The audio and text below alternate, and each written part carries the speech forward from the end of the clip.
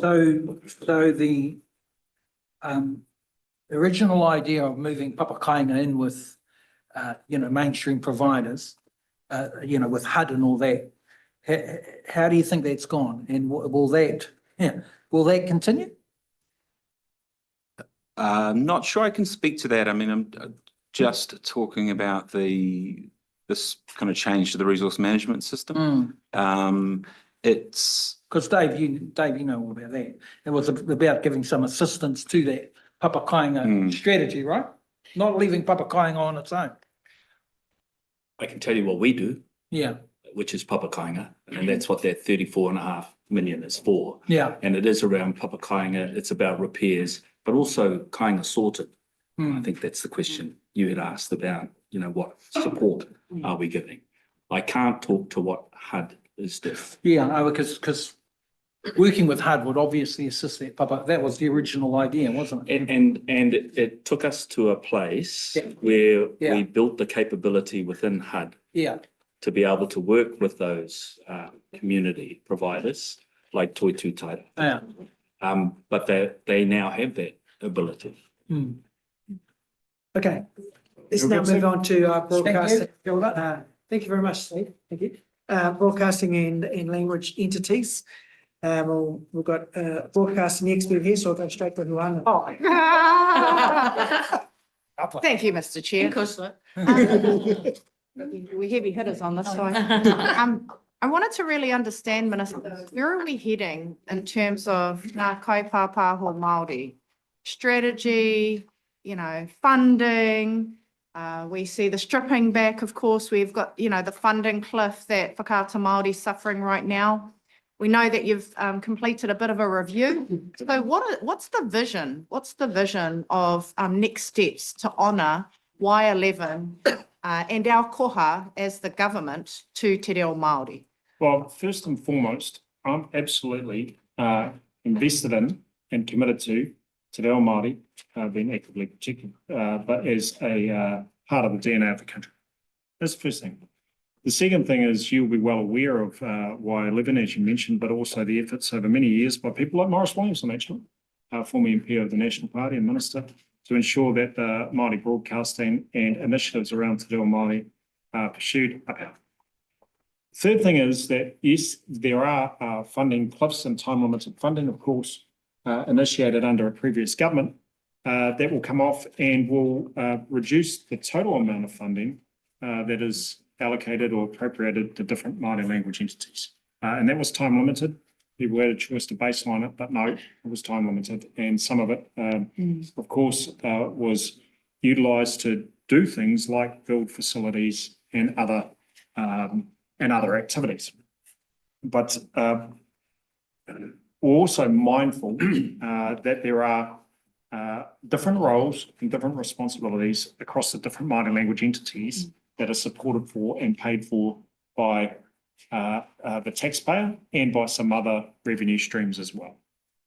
4 entities for $139 million, and ultimately the baseline is around 110 to 115. So we do think that Māori broadcasting plays a hugely critical role in revitalising te reo Māori, but notwithstanding the significant pressures upon me as the Minister of Māori Development and a variety of other portfolios to reduce the funding for Māori language entities, the funding of the baseline continues. And I'm actually pretty comfortable with that. Am I happy that over time the funding is reducing because of time-limited arrangements? Not entirely enthused. Do I think that we can do things better or use the levers that are available to us as ministers and as members of parliament to better optimise the delivery of mahi korona and mahi Māori goals, whether or not that's hononga Aotearoa mātauranga or tukuihotanga and hononga hapū? Absolutely. Hence why we've engaged the specialist advisory group to give their views. That I don't think the final reports actually come to me on that, yet to be received.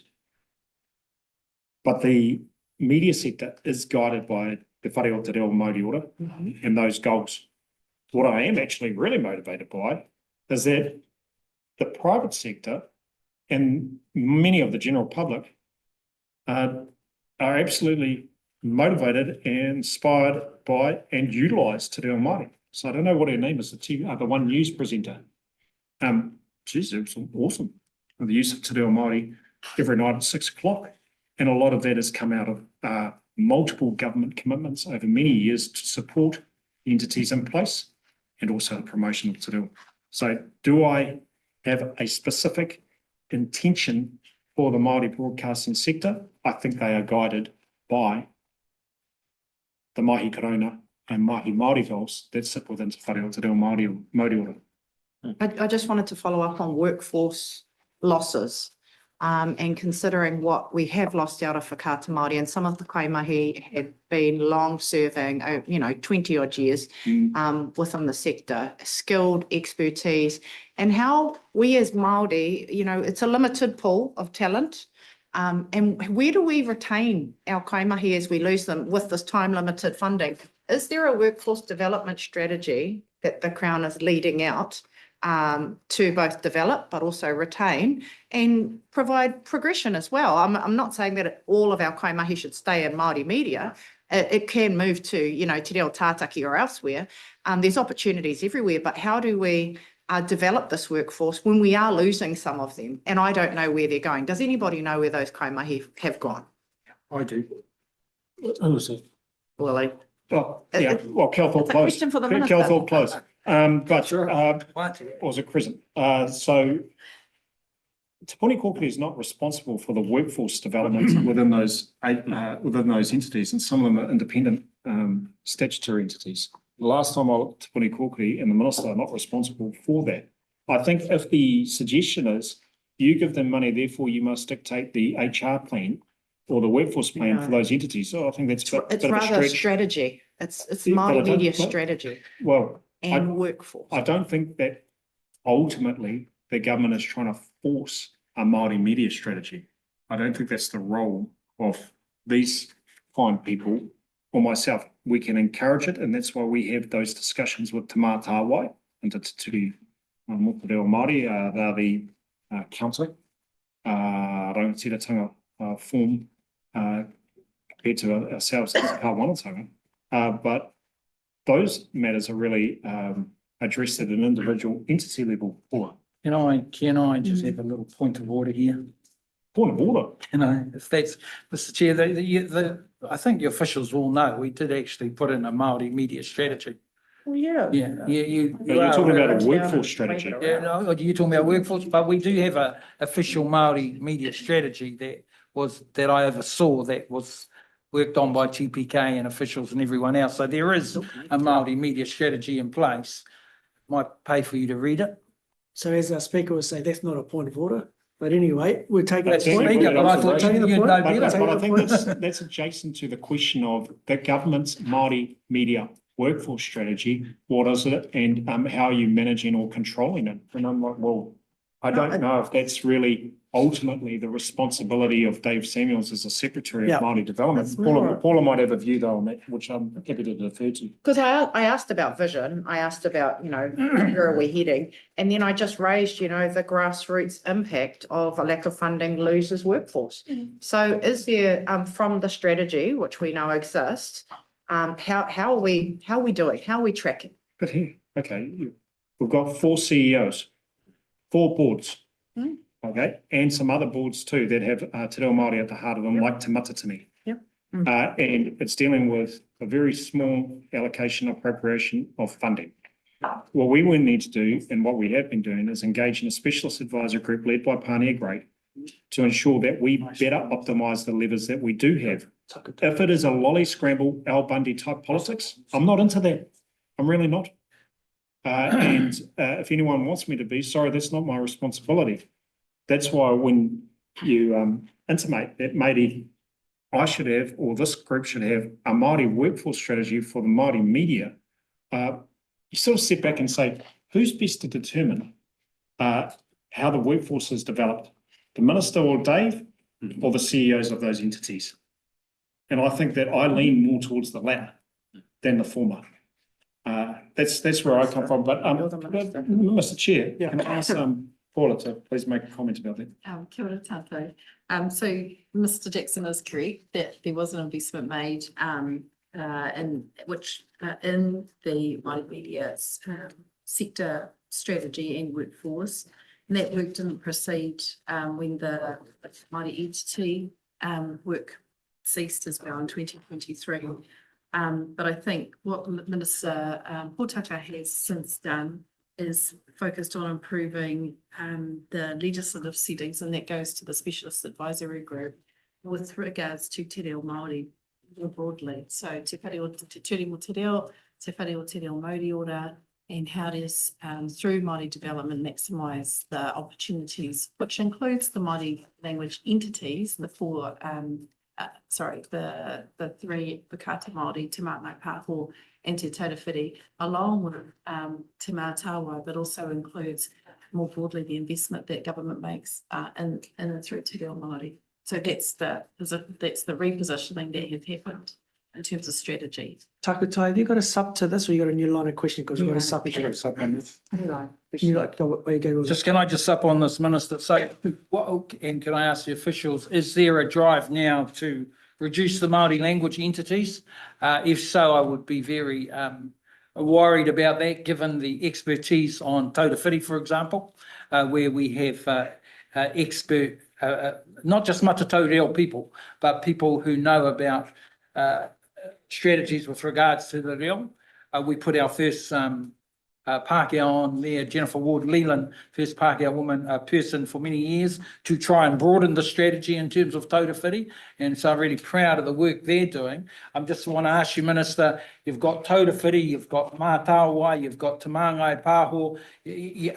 Are you saying today you're going to reduce the Māori language entities? Is that on your table? If so, that would be very worrying for many people out there, given the different roles of these entities. Can I have a response on that, please? Yes, Minister? absolutely. What I am saying is there's every intention to figure out how to optimise the levers that are available to me as the Minister for Māori Development to ensure that the goals, particularly around intergenerational transmission of te reo Māori and high levels of fluency with te reo Māori, are actually achieved. Now, they are coming back after looking at those levers, of course, with Te Taurawhiri, Te Māngai Pāho and Whakata, and they will report back and I'll take advice from that. But I don't think that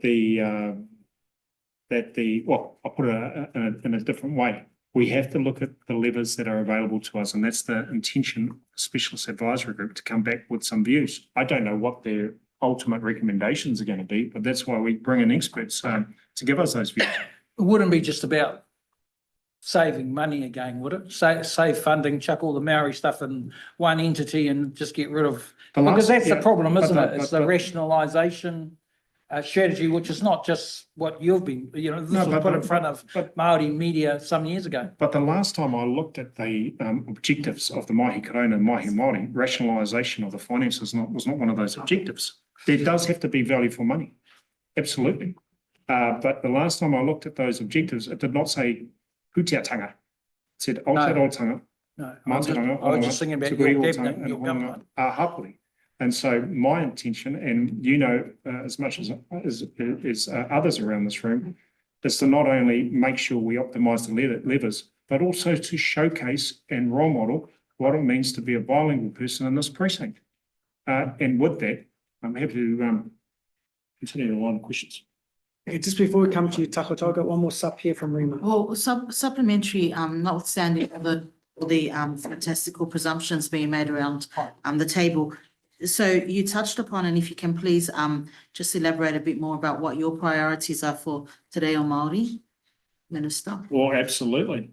In terms of the broadcasting space, supporting the revitalisation of te reo Māori is foremost, and making sure that we are guided by very clear, transparent objectives and KPIs that go with those objectives. Now, at the moment, that's pretty clear. Like Aotearoa, 85% of New Zealanders value te reo Māori. It's great objective and a KPI that goes with that objective, and making sure that people know about that. One of the things we need to do, of course, is acknowledge that the majority of the funding for te reo Māori within government is not in the broadcasting entities. It's actually within education. hundreds of millions of dollars to tautoko Māori language as a medium of education. Absolutely fantastic. And you heard Minister Stanford in the last couple of weeks committing to various funding streams to tautoko kura out at Seaturn and a couple of other initiatives. Tautoko. We need to convene te reo reo, which is part and parcel of the whare o te reo Māori Ora, because I know, as does Matua Minita Wili and others here, that it's through leveraging across agencies, we're going to get a better appreciation and ultimately expression of te reo Māori in the little universe that we call God's own. So convening that is probably one of the next steps after we receive the specialist advisory report back. And the refreshing by Mahi Corona will to fold out of that, which is where you get to the measures and the targets. And the Mahi Corona is specifically designed to encapsulate all public service agencies. So that's where, to the point that Minister Potaka has made, that's where you ought to get the accountability as well as the monitoring and the mentoring. So highlighting the good things that agencies are doing and learning from one another in that respect as well. We've had the chance to, just in passing, and I recognise the time we're nearly at the witching hour, that we have made some new appointments for the Māori language entities, size to Mātawa. I think that we've got a really evolving skill base and capability set within those entities. But the specialist advisory group, that's not reviewing the entities, that's reviewing the levers that we've got available to us to optimise the delivery of these objectives and of course meeting the KPIs.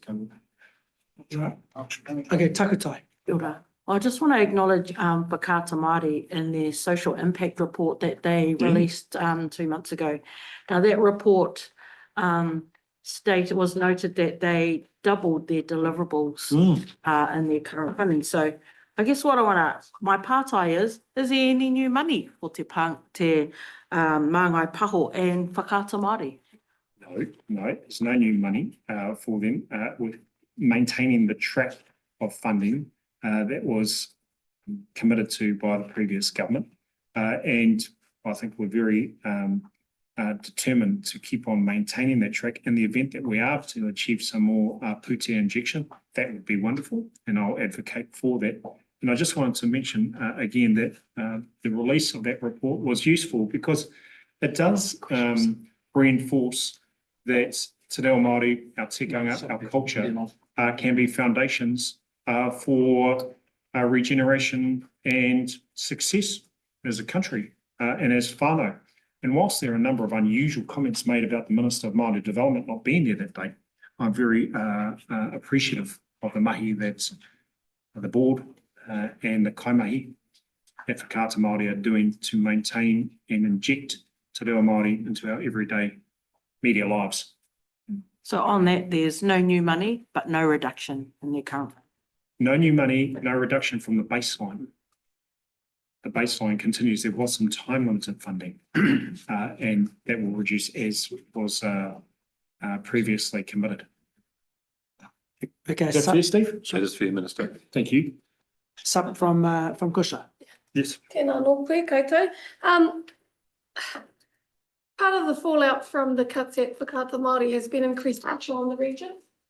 The job losses has meant increased pressure on the regions, like the collectives such as Radio Kahungunu, Radio Ngāti Tūrangi, FM Kapiti, Tai Rāwhiti, to provide content. Are there any plans to increase investment in regional, reo irirangi, regional programming to keep our whānau connected with what's going on in Te Ao Māori? Okay, so the first comment I make is just a reset of how I see the reduction of funding. I don't see that as cuts. There was time limited funding. So I don't see it as cuts. I know others do, I don't. The second thing is that the allocation of funding across Māori radio, Irirangi Māori and other media is often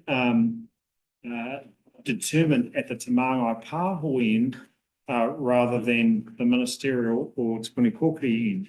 So te māngai pāho have their own assessment arrangements and they use a model, it's called kaupapa, to make allocations across different recipients, right? And that's an operational matter that I stay out of. But I'm really enthused by a range of, I'll call them new providers, but innovative providers of Māori broadcasting services like Okaha and Pukai and others. I think in response to Huhana's comments earlier on, there's some organic development of Māori workforce in the media space, and also others that actually have a lot less to do with the Māori broadcasting funding, but seem to have a massive following, whether it's the Matatini with 47 million views or young people like Te Ao Pewharangi who are doing some phenomenal stuff in promoting Te Reo Māori. Although his Facebook post with Rangi Mātāmu and gumboots were quite provocative. Might see them tomorrow with the red bands. So Willie, you got a question? I got a few questions. Go for it. Okay, so you didn't, you're saying there's no extra funding, you didn't advocate for any more funding for Māori broadcasting. I didn't say that. Oh, right, you The did, second- so you did. Second, but no, that's the. So can you confirm if you did You're putting advocate? words into my Could you, mouth. could you confirm if you did advocate for more? You know, I advocate for a lot of kaupapa. Right. Funding kaupapa Māori. That's what I'll say. Right, that's as far as you'll go. Because as Paula confirmed, we did a lot of work, 3 years, 2022, I think we finished that Māori media plan. And so given that, I think in the plan, Minister, there is a lot for you that you would probably agree with. Will you look at taking up that plan going forward, given the constraints that you have at the moment in terms of funding? Can I ask a couple of other questions just while we're on it? A lot of worries about Māori, Whakata Māori has got a lot of worries at the moment. There is a view in terms of privatisation. Can you confirm that that is absolutely not on the books? Because that's a audit that has come through. And then on top of that, and I'm sorry to keep coming back to this, but you again have a Deputy Prime Minister who attacked one of our most senior journalists, Mihingarangi Forbes, and calling her a nutter and calling her, I'm not making this up, calling her a conspiracy theorist, probably our most decorated Māori broadcaster in recent years. How does, again, his undue influence in terms of Māori development is just so prevalent? Did you deal with that too? Because again, he said he was clear, Māori are not going to get an extra cent. Absolutely clear, attacks our most senior Māori journalists.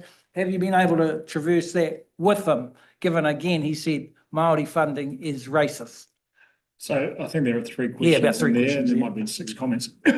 But first one is the Māori media plan. I'm happy to reread that and see whether or not there are some credible aspects in the plan that can be curated in the current environment, whether or not that's fiscal or regulatory, number one. Number two, privatisation of Whakata Māori, first I've heard of it, but if you're intending for Wātea to buy up Whakata Māori, let me know. I know that happened with MAI FM.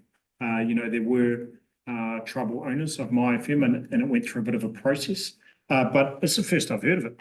I haven't heard of it before I stepped into this room and spent quality time with you. So yeah, Te Mōhio is how I describe my response to that. The third thing, in terms of an attack on Mihingarangi Forbes, that's first I've heard of it, and it's not because I'm not interested in what Mihingarangi and others have to say. There's such a high level of content in the media, whether or not it's Māori media or mainstream media, with Māori media experts and Māori broadcasters that I don't get to watch everything. And I don't get to watch a lot of TV at all, but I do listen to 95.4 radio Tainui on a regular basis. Te ia or Waikato. So comments around someone being a nutter or a conspiracy theorist is the first I've heard of it. Have a look at it, Minister. Yeah, Can I ask you, are you working in? And I don't subscribe to that sort of No, I don't. I know. behaviour or tikanga. It's not my way of doing things. What I'm really focused on is staying positive around credible investigative reporting that is not based on surmising and speculation, which can happen all over the place. supplementary. Just quick sub to the Honourable Jackson's commentary there. Minister Potaka, do you have a brain of your own? And do you like to use your own brain or? Did you say are you- brand or brain? Brain. I've got Brain. both. Yeah. Last time I and, looked. Yes. So you have your own brain, which you use to make your own decisions, not someone else's. Absolutely. Thanks. That wins the worst question of the day award. Okay, so if you want another stupid question, just ask that. Can I just, in terms of Minister Goldsmith, is there a sort of coordination, coherent sort of strategy there, Minister? Because I'm talking Māori broadcasting and general broadcasting. Is there is Minister Goldsmith working, do you work in tandem with him? Because you know that we know how bad it is in terms of media at the moment. So many people out of jobs. Is there a coherent, coordinated strategy going on there with Māori broadcasting and mainstream broadcasting? I do not have deep and meaningfuls with Minister Metakota around this issue. What I can observe is that Māori media, Māori broadcasting and Māori comms is not just about information sharing. It's about the reinvigoration of our culture and communities, and that's what I tautoko. Good point. Any other questions? Thank you. Sounds like people getting hungry. Well, Just a couple more. Your relationship with Whakata Māori now, Minister, going forward, you heard the different comments from that social investment meeting that you missed. Certainly weren't from me, but there was, you can see that they are looking for other ways in terms of investment going forward. They have certainly a lot of hopes pinned on you in terms of your advocacy, which you assured us today. When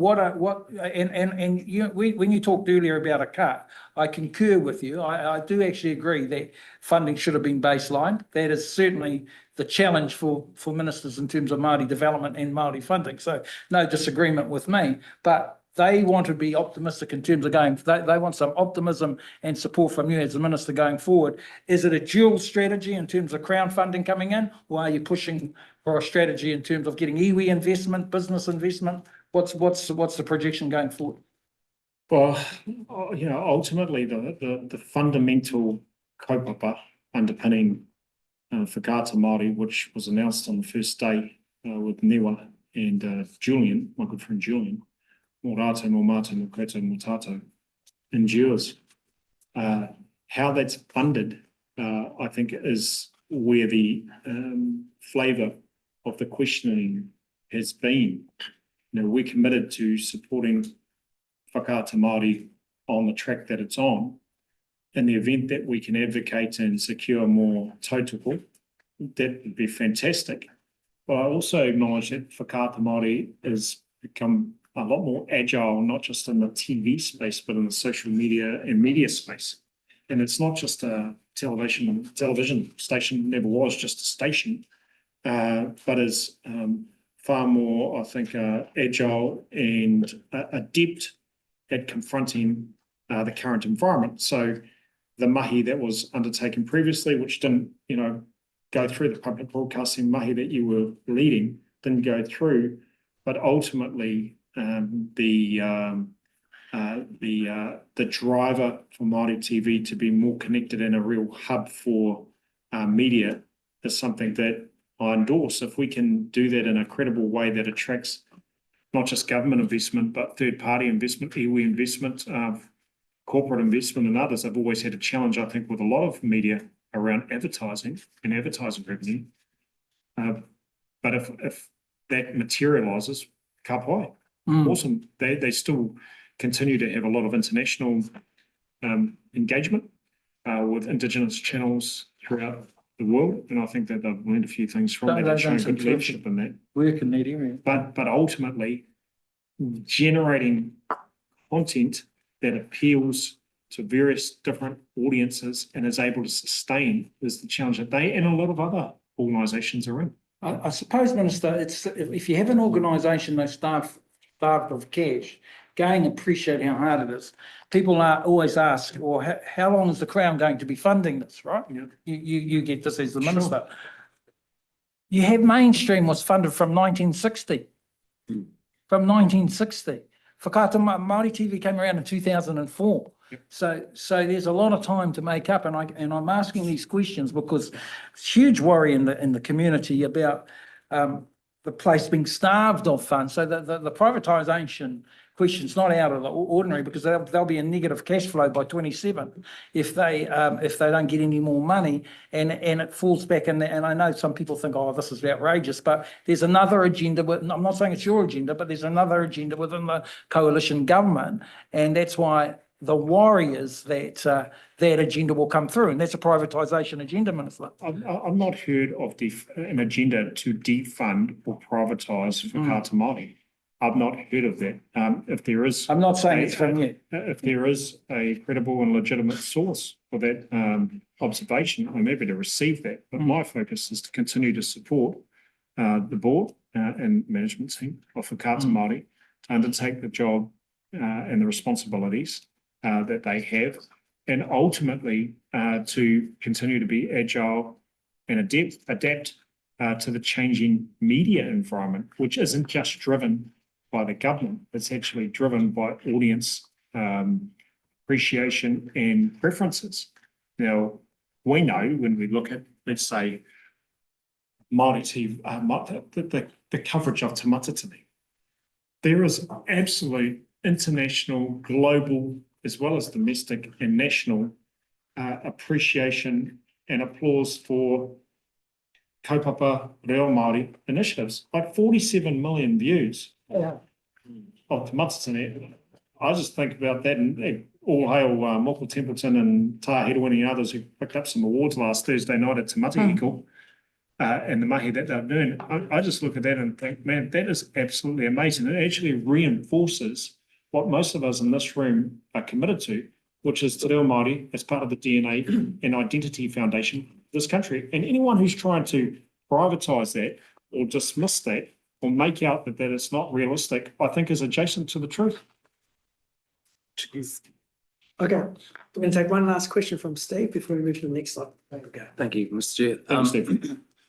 Minister, you'd agree that we get extraordinary value for money from investment in Māori broadcasting as compared to mainstream, and why therefore, given how small the relative budgets are we seeing these cuts to that? Well, again, I think to echo the sentiments of the Honourable Matua Minister, formerly Willie, is that there has been a disproportionality of the per hour funding for Reo Māori initiatives compared to the mainstream over many, many years. And I think we can acknowledge that. If anyone else has got a different fact, let me know. The second thing, and I mentioned this earlier on, whilst you slipped out to those other meetings, is that I do not think, and I don't categorise the reduction in funding being a cut. It was time limited and it was not baselined. We have maintained a funding track that was baselined under the previous government.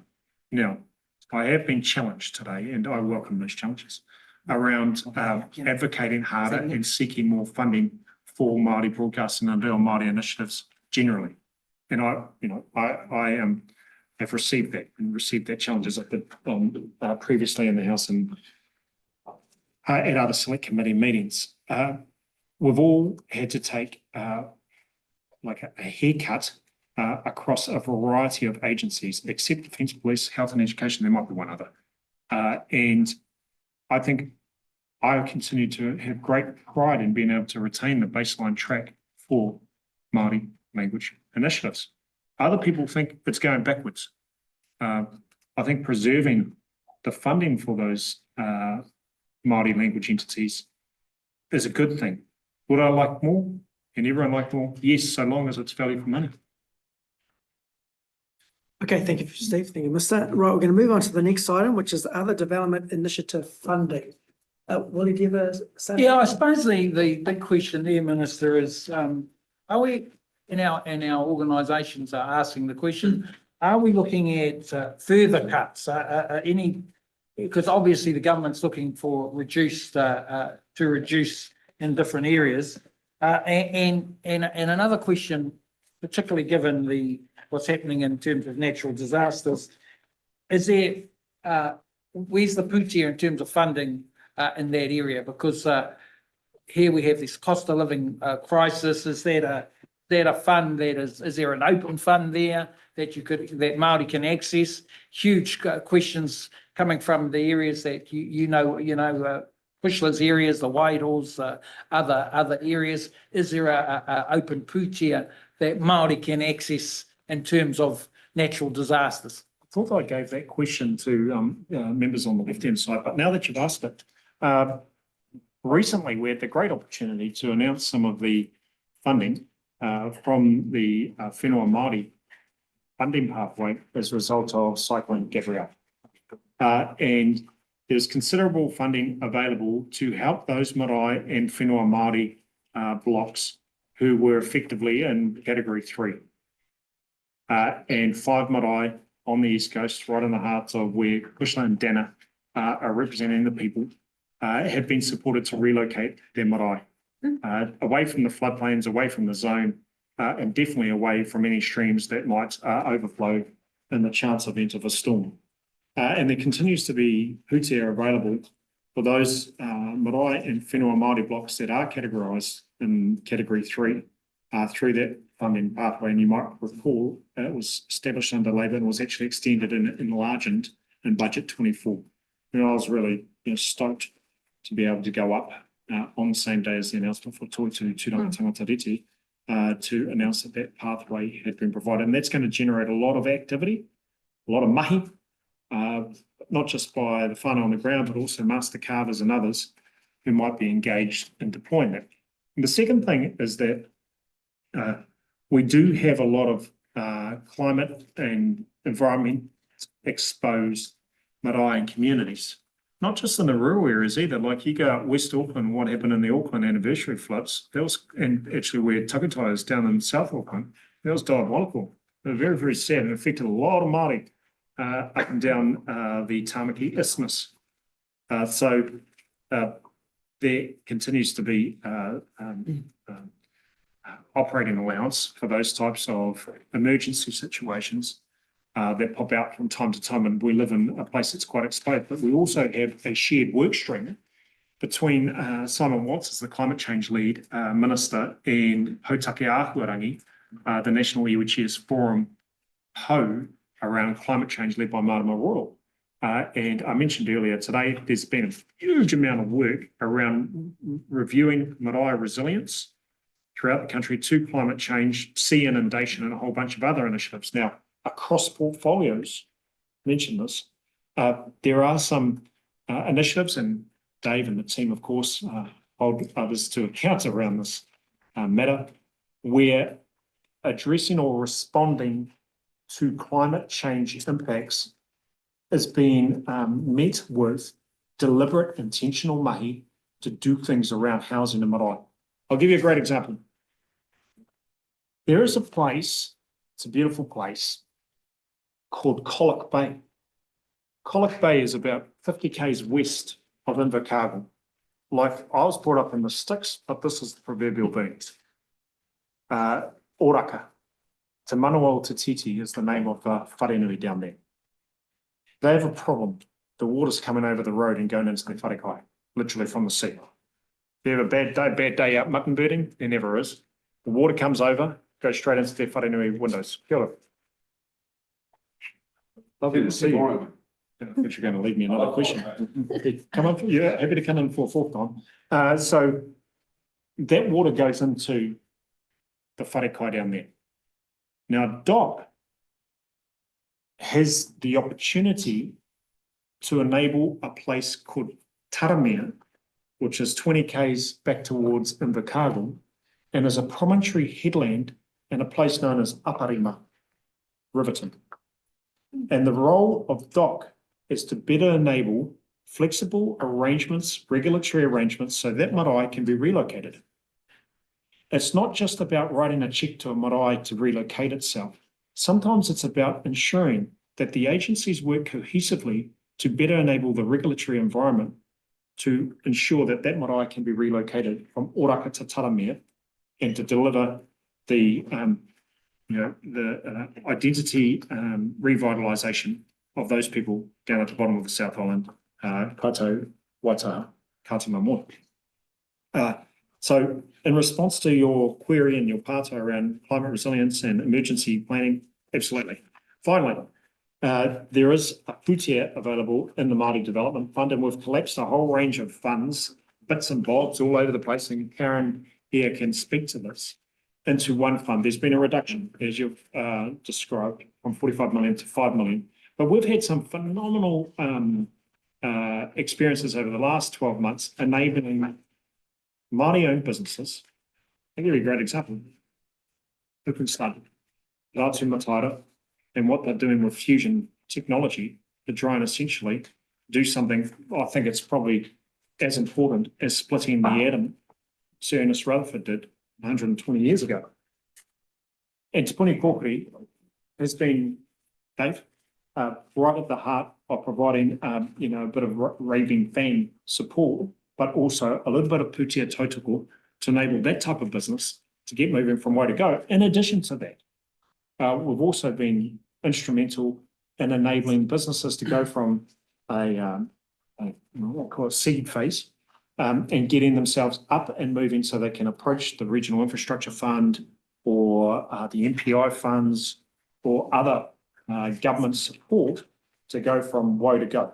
Now, there's a whole range of examples that we can use there, but I just wanted to mention those because the mahi that's been undertaken by way of that Māori Development Fund within the new plan around how government can support Māori economic initiatives, the kai kākuranga, replace that with tōnui Māori infrastructure co-investment, exports, and simplifying Māori land legislation and other regulatory arrangements to enable SMEs to thrive.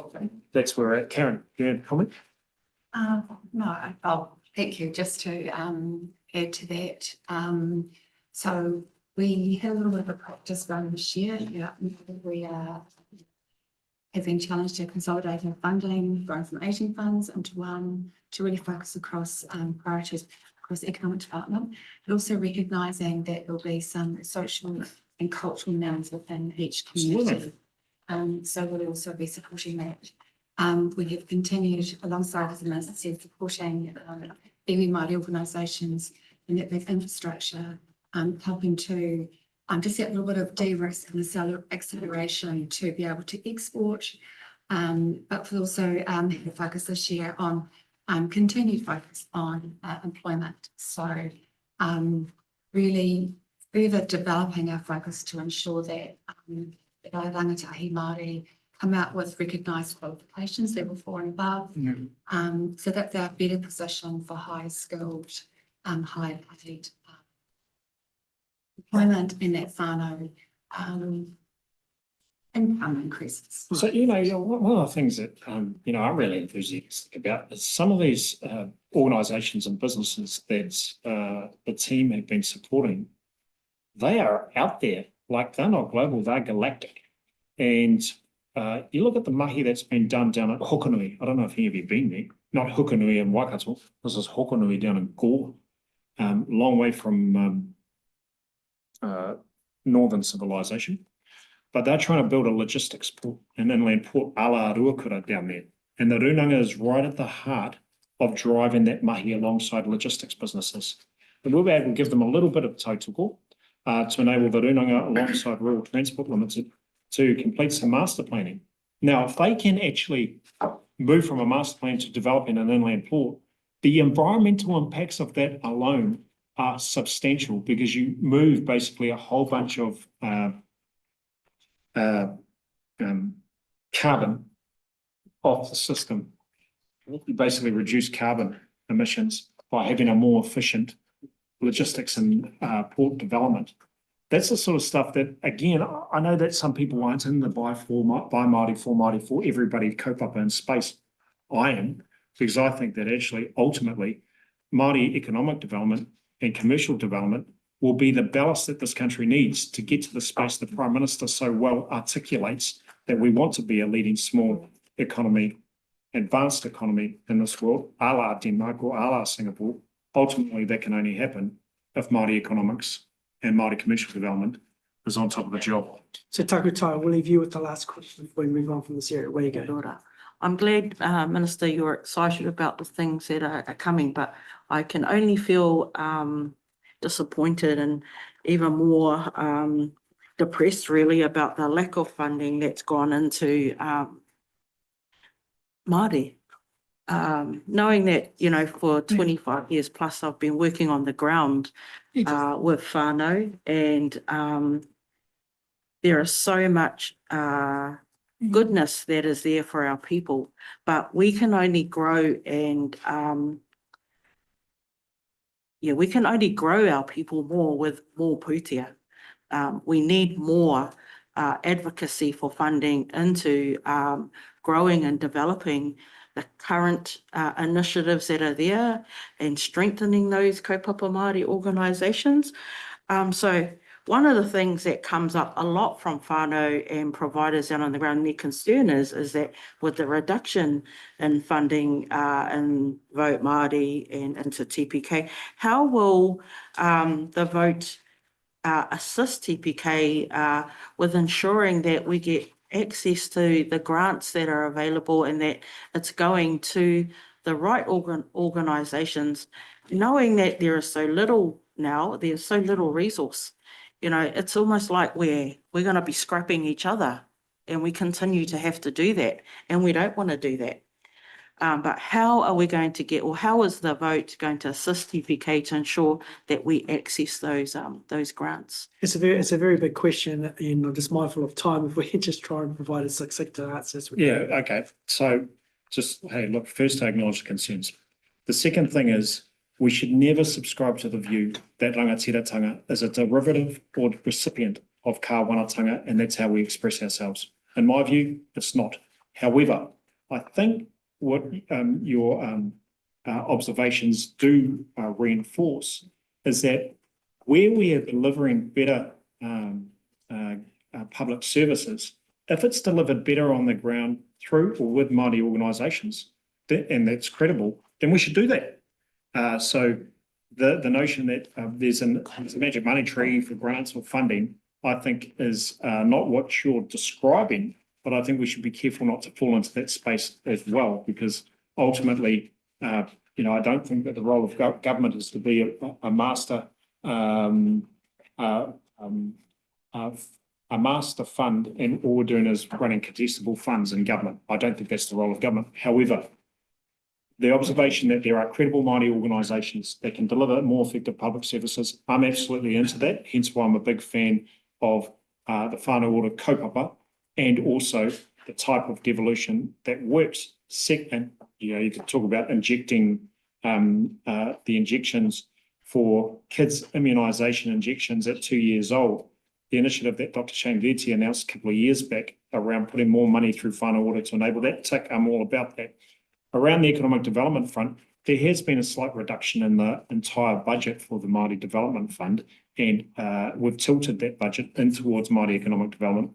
Your view that TPK should be doing more or get more money to enable that, I think that's one view, but I think the other view, which we've shared today, is TPK holding other agencies to account, like MB, that, and like NIFCO, and like other agencies that are involved in economic development, like infrastructure agencies, health, education. Absolutely. Absolutely, we should be holding those agencies to account to make sure that they do spend their money credibly and wisely, sometimes through procurement with Māori organisations, sometimes through others, to deliver on the needs. Absolutely. Okay, very good. We've got two short items left here. The first one is the Māori Trust Service.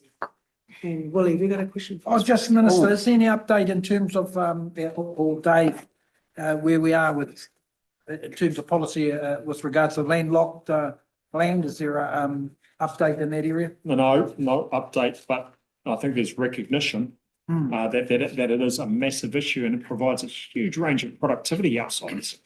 So look, there's no update. The initial work that was done around landlocked land, particularly in areas of great interest to Takutai and myself, being from the area where there's the most landlocked land in New Zealand. Oh, and yourself too, Honourable Minister Jackson, your relates in Mōwhangō. I think is really important. I do know of some initiatives around unlocking Māori land that is landlocked through agency work. So some of the agencies who are in between the road and the landlocked land are doing some work around unlocking that land. That is ongoing, and we support that. It's fully but there's no one single silver bullet to dealing with that issue right now. And my own observations is it takes a lot of work with private owners, but also with public agencies who are in between the road and that landlocked land. The most important of which are Doc, Lynn's, and the Ministry of, Defence. So there's a bit of work to do there, aside from the private owners who have their own arrangements, and we haven't really got a lot of penetration into the issue just yet. You got update on it, Bernard? Kia ora koutou. Just to quickly say that we're looking at a range of different measures, a direct legislative engagement on landlocked land. We've explored that through the engagement that we did with Te Ture Whenua Māori. And essentially it's come back and suggested to us that that's probably not the best tool or mechanism to undertake. That actually a lot of this requires quite specific nuanced solutions for each of the issues that are involved, which involves local council, as the Minister was saying, other agencies, and then as importantly, fellow Māori landowners who live right next door as well. So we're looking at exploring sort of remedies, also working with Māori trustees, and part of what we're looking at in terms of amendments to their act will directly be able to impact on supporting landowners to be able to unlock some of their land. Yeah, I think ditto the reserve lands, which has had some solutions in the past, the Māori Reserve Lands Amendment Act, but I don't think it's a complete solution, and certainly not for all owners. Long way to go. Right. Okay, let's move on to the last item, which is supporting Māori community organisations. Minister, we know about your obsession and passion and love for iwi, as you always reiterate, but what sort of comfort can you give to community organisations about your support? Urban organisations gone through quite a vigorous process, and we'll get to Whānau Ora obviously after lunch. But what sort of commitment can you and your organisation give to community organisations that the support will still be there? Because, you know, as I said, you know, there's a real concentration on iwi. It's been a struggle for community organisations over the years to get the Crown to recognise that we have the same rights as people at iwi level, and we've actually got that reiterated, Minister, in contracts. We've had MSD we've had to remind them, particularly through contracting processes, that you cannot discriminate against NGOs in contract when contracts go up for tender. So what's your commitment in terms of those community organisations, urban organisations, NGOs? Is it the same type of commitment that you give to your beloved iwi? First of all, you know, every Māori has an iwi. But not every Māori has an urban organisation, because some others aren't urban. Okay, so that's the first thing. So you're saying no? No, again, you know, just be careful where that's going. The second thing is there's a greater budget now in the Māori communication or community organisations sliver in appropriation than there was last year. That's because of the support that's been given to the Māori Women's Welfare League and Māori Wardens. The third thing is we are absolutely into, you know, locally led, whānau-centred, government-enabled solutions and delivering public services more effectively. That sometimes involve Māori organisations. And my expectation, of course, is in the monitoring, the exemplary monitoring that our data Jedis do at Te Puni Kōkiri, that they can showcase and raise up those examples where urban Māori organisations involved, where they are doing those undertaking and delivering or facilitating public services very, very effectively. It's also my request of Te Puna Kōkiri that I've made over the year to make sure that we do engage meaningfully and effectively with urban Māori organisations, sometimes not always welcoming of Te Puna Kōkiri or even me as the minister. But we still have to have that cordial because Not talking about anyone in particular, eh? no, but we still have to have that cordial. And I, at a personal level, as the member for Hamilton West, do regularly catch up with Andrea and the team at the Whānau Ora, and now and again with Lady Tudate Moxon, and they do phenomenal work, absolutely brilliant work, particularly in the housing space and the Whnau Ora space. That Tākiri 2 facility she's got down in Enderley and just on the other side of Fairfield there, outstanding. So I think that ultimately we do recognise and appreciate the exemplary mahi that many urban Māori organisations are involved in delivering some of those key public services, often kaupapa or whānau centred and locally led, and where I can have some not just influence but advocacy is to ensure that those ministers that, as you know, manage are at the apex of 99.5% of all funding, recognise that urban Māori organisations who are doing really positive, constructive things on the ground are engaged and we're suitable, formally engaged to continue to do their fine mahi. Well, I'm absolutely for that, and my expectation with Dave and others is to get engaged and find out how we can continue to do enable those urban Māori organisations. Kia ora koutou anō. Thank you very much, and we'll bring the meeting back into order. Just before we move into this, I just want to remind everybody that we've traversed a lot of different kaupapa this morning. We're now into the final stretch with regards to Whānau Ora, and I know that we've also got a lot of experience, including the gentleman as we speak, in this particular areas, but be mindful that, the purpose of scrutiny is to focus on the government's policies and the appropriations estimates that are associated with that and surrounding that, because I think it's tempting to sort of go through a lot of history in that, but let's make sure we keep the intent of what this scrutiny is all about. But with that, I think we can open up straight away for questions. Pen. Mr. Chair, thank you, and kua hoki mai au. Good to see everybody again. Whānau Ora, Minister, my questions will be direct with respect to Paeheretia, as well as Ngā Tini Whetū, and what appears to me to be here I use the term a fiscal cliff, but certainly no guarantee to the providers nor to those who access those services for the ongoing benefits from those particular initiatives that I thought were producing very good outcomes. Yes. In relation to those two projects, which I think I recall reading the reports, there were some very positive and constructive outcomes from each of those projects. I do understand, and maybe the team can provide some feedback, that a couple of those the funding streams that contributed to those matters, I think they were time limited funding. Can I just ask the team here just to comment on that?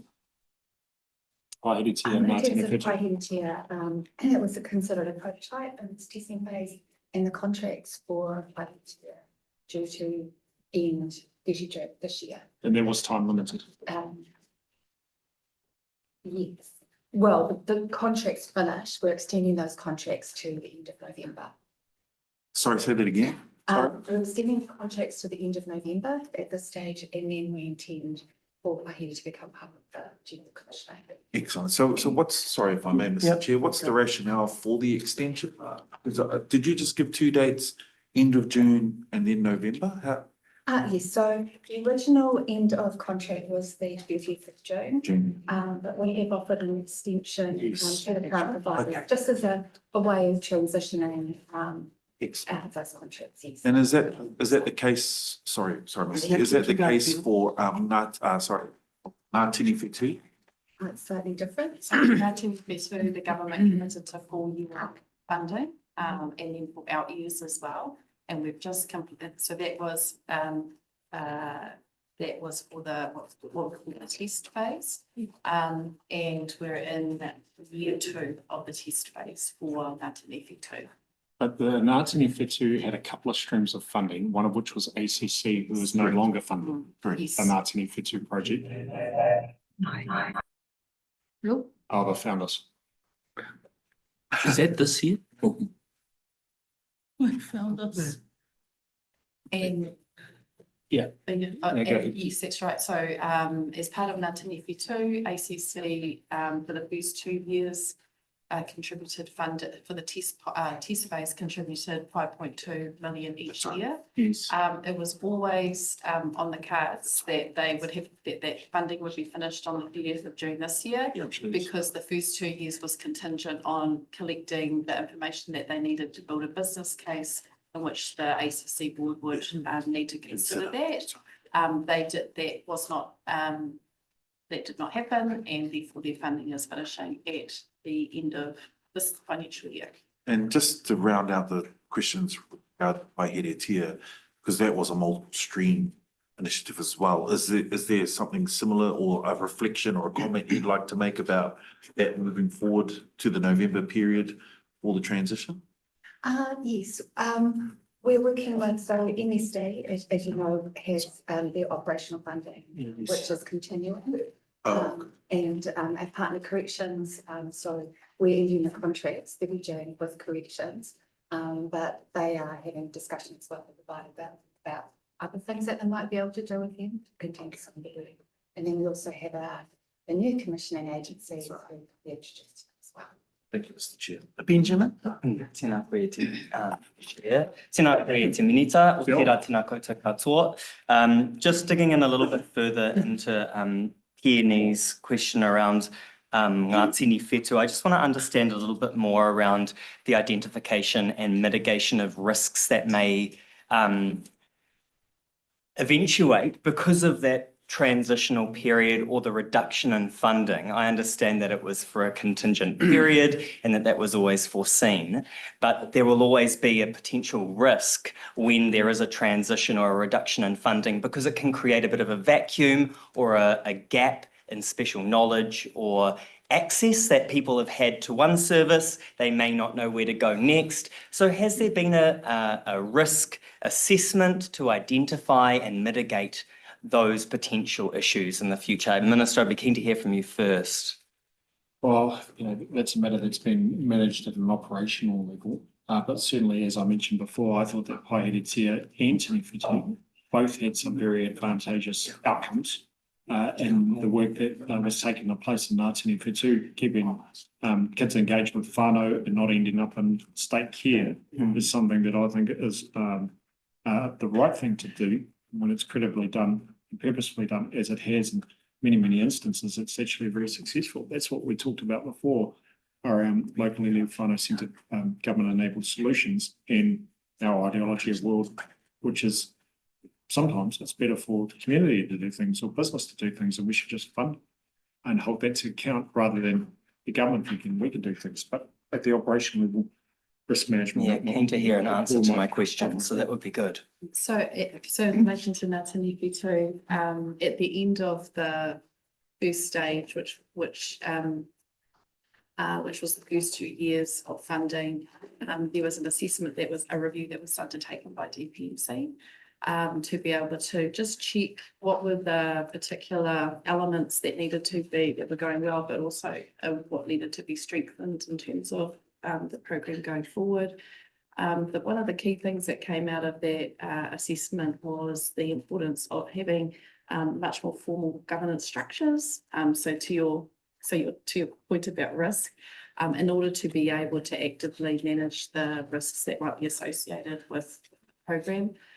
So when we moved into, when the 4-year funding for 4 years was secured, and we moved into that particular part, the test phase, we enabled more formal governance structure between the 3 entities. So that's ACC, Te Poumatakana, and Te Pini Kōkiri, and that's been active for the first year for year 1 and year 2, as a way of supporting the management, the risks that might appear. In terms of I think of the second part of your question around what happens when funding might go. So everybody was quite awake to that possibility from the beginning of the test phase. And what we've done is work with Te Pini Kōkiri and Te Paumatakana have worked together to re-look at, well, what are the operational arrangements that now need to be put in place in order to have the program continue for the 700 whānau, but also recognise that there's not as much funding going in as previously experienced. So thank you very much. So to build on that last point you made around the fact that it has been a finite pool, I guess, or you were aware of this potential transition and the need to then figure out a plan. Has that planning already happened, or were you waiting for a specific point to implement or produce that plan for those whānau that are accessing it? So that work has been ongoing since the beginning, like in this last quarter of the financial year, in order to be able, once we had it formally confirmed from ACC that they would not be able to take the funding forward, that was the planning that has happened as a result. Are you able to give us an indication of when we might be able to see what the plans are? For that transitional period, or to mitigate the risk of whānau who are currently accessing that service but then may not be able to anymore? So the arrangements are between the two entities, so that's Te Pini Kōkiri and Te Paumatakana. And then Te Paumatakana has their specific arrangements with each of the providers that then work with the whānau. What Te Paumatakana have committed to with Te Pini Kōkiri is that they will continue to be able to provide the service to the 700 whānau that are part of the cohort, which are part of Ngā Tini Whetū. Yeah. So you can follow through the progress that whānau make in that context. So it's, yeah. Yeah, ka pai, that makes sense. Yeah. Thank you very much. Takutai. Kia ora anō. We've had 20 years of Whānau Ora from Dame Tariana Turia and Ta Mason, and last week we celebrated 10 years of the Whānau Ora Commissioning Agency, and we had a really great celebration amongst all the providers that have been part of the Whānau Ora Commissioning Agency over those 10 years. I guess my pātai is around how do you justify the move from a credible, high-performing provider or commissioning agency into these new agencies, and knowing that we had a credible Whānau Ora commissioning agency, what cost has it been to establish these new commissioning agencies, and how much has been ring-fenced for that, knowing that we already had a very credible high-performing provider that never missed the audit. So how do you justify that? Okay, so the first thing is that the mahi around Whānau Ora as an appropriation and a program that was enabled or supported by government has been around for a decade, longer than that actually, and really launched off with the mahi of Dame Tariana, Professor Mason Jury, but also with the scaffolding of the Civil English and others in the national lead government between 2008 and 2017. And start off with a little bit of pūtea, which rose between 10, 30 million right up to 180 million more recently. And there have been some excellent outcomes facilitated by not just the commission agencies, but the providers and the navigators on the grid. And I'm here up to those who have been involved in a wide variety of responsibilities in different roles in different organisations. And many of the providers and navigators that have been engaged over the last few years continue to be engaged now through the new commissioning agencies engaging with similar and sometimes the same providers, like down south in Te Tauraki, who have effectively re-engaged the same providers who are operating under Te Pūtahitanga or Te Waiponamu. And after 10 years, with no additional procurement. That procurement has been undertaken at an operational level by Dave in his role as Secretary for Māori Development. And that's an operational matter that has been progressed with different expectations or requirements through the RFP process. And ultimately, team, Dave made a decision around the successful commissioning agencies, and those have changed, as you've noted. But importantly, our expectation is that whānau in need will continue to be supported at the provider and navigator end. But I'll leave it to Dave to comment any further. Okay, thanks, Minister. Yeah. So as the Minister has said, Whānau Ora in its current state now has been around for 10 years. Now, the outcomes for Whānau Ora, those outcomes have not changed. But there are some fundamental shifts that we were looking for in the procurement process. And part of the priority under Whānau Ora is to expand Whānau Ora and ensure that it complements the social investment approach. Now, what I can say to you around the room is that as the Secretary for Māori Development and overseeing Whānau Ora, one of the things that annoyed me most when I was trying to get the adoption of Whānau Ora across the public service system is I would be, when I asked the question, the answer to me would be, yeah, but Dave, you can't prove it. And that's because of the lack of evidence and data.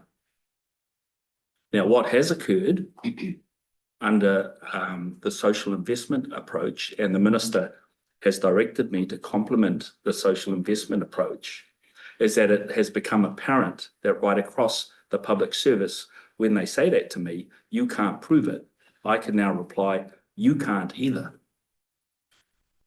So the intention here is to get Whānau Ora ahead of the game to be able to prove it, particularly with evidence and data. And the 5 shifts that we're after, and that's what we procured on top of the 10, on top of the outcomes, the Whānau Ora outcomes. One was reach, and being able to reach into those with high needs, those communities. The second is evidence, and that's through the IDI and data through the deprivation index. The next is workforce, and looking at the workforce development of navigators and providers in particular, and making sure that they are funded appropriately to do that work. And the final part of this was targeting and making sure with that evidence and data and with the infrastructure that we put around Whānau Ora, including an investment committee that is linked to the community, making sure that we actually get those outcomes identified and the Whānau Ora outcomes to those who most need those outcomes. So in answer to that question, Whānau Ora in its current state is added to by those 5 shifts. And those 5 shifts are what we procured on top of those Whānau Ora outcomes. It was not the same. And that was made clear in the request for proposal documentation. Well, did you have a supplement? Yeah, I have a couple of supplementary questions. Given the a claim given to the Whānau Ora Commissioning Agency, and it's actually had been internationally acclaimed, as you well know, Dave, past every financial review. When we first came in 2017, Winston Peters commissioned the review straight away, passed with flying colours. If you're looking from the outside, it looked like a surprise that they would lose the contract. All the incumbents lost. I just need to hear from you. Were you under any directions from Cabinet in terms of getting rid of the incumbents, Dave? Absolutely not. This was a decision that didn't involve any ministers in Cabinet. This came through a procurement process, and beside me in that procurement process was Audit New Zealand, and we had a probity officer from Audit New Zealand. It went through an evaluation panel there were moderation stages in that before it came to me. So no minister, no cabinet was involved in this. Thanks for that, Dave. So I want to ask the Minister, Mr Chair, we had clear declarations from the Deputy Prime Minister in the House, Winston Peters, that they were going to go after the Whānau Ora Commissioning Agency. Total declaration from the Deputy Prime Minister a number of times that they were going to get rid of the Whānau Ora Commissioning Agency because of Te Pāti, let's put it on the table, because of the Te Pāti Māori alliances. As a minister, was that brought up with you from the Deputy Prime Minister? I mean, if you have a Deputy Prime Minister making that declaration in the House, surely, I know you've got to be careful with cabinet, but surely there must have been pressure on you to basically just get rid of the incumbent because of their Te Pāti Māori relationship. You still know, Mr. Minister? No. And I'm very proud that this government supports Whānau Ora and is determined to maintain the budget and the commitment through the appropriation. Ultimately, the procurement was with Dave, and there are those shifts, as Dave has mentioned, in the procurement process from something that happened 10 years ago. But no. So you're saying nothing from New Zealand First, no pressures, nothing, never ever discussed that the incumbent had to go because the president of the Māori Party is the leader of the Whānau Ora Commissioning Agency. No discussions at all. No, what I'm really focused on is making sure that I support Dave to do his job, which he has done in this and a great deal of many other processes. There are people with views, and that's people's views. I've got to make sure that the responsibility of the Minister for Whānau Ora is upheld, which I'm confident that I've done. And I also note, for the record, that I'm sure other governments have considered procurement and re-procurement of Whānau Ora before too. Other side. Just a brief side. You mentioned the social investment approach and the work streams with Whānau Ora to create a cohesion between those two factors. And I'd just like to understand in a little bit more detail what work is planned or has been undertaken to kind of have a seamless approach to that, and how will that be incorporated into the future delivery of Whānau Ora commissioning? Well, I think we should be clear about what we support. We support Whānau Ora in the way that it's been procured. There's an increased evidence basis and some of that synchronises with social investment. I do not think that Whānau Ora is a subsidiary of social investment because it's born out of slightly different circumstances and drivers as well. What social investment does lean into is the spending of an inordinate amount of pūtea and social services up to 70 billion in the social space by successive governments, and ensuring that there is a stronger, more articulated evidence base around that pūtea, resulting in outcomes being achieved and also targets and priorities. So whilst Whānau Ora is mindful of the social investment approach that has been enunciated by Minister of Finance, Nicola Willis, I am not seeing Whānau Ora as a subsidiary of social investment, or indeed a target for a hostile takeover by social investment. That's not the space that I'm in, because Whānau Ora has a very, very determined and clear cultural basis for the health and well-being of our people. That is a cultural health and well-being of our people as well as social health and well-being. So there are slightly different drivers and aspirations, and those are set out in the 7 Whānau Ora outcome statements. Yeah, the word was complements the social investment approach. And just to add to the Minister's comments, but then we'll talk about transition, and I'd like Grace to talk about that. In terms of our social sector spend, And we've discussed this before at this committee, and the minister mentioned the $70 billion on the social spend. But in terms of commissioning services out into the community, that's been refined now to around $8 billion for services that are commissioned out through the community. And of that $8 billion, 50% of that, $4 billion, goes to 85% of the population. The other 50% goes to 15% of the population. And the reason why we spend $4 billion on 15% of the population is because they're hard to reach and they're high needs. And we in the public service are not delivering well to those communities. And Whānau Ora is an opportunity where we can get that delivery to those communities.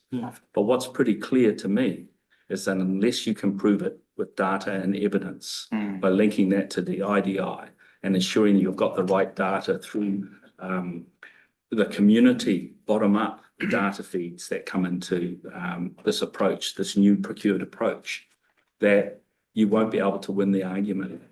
And this puts Whānau Ora, the new Whānau Ora, at the front of being able to win that argument.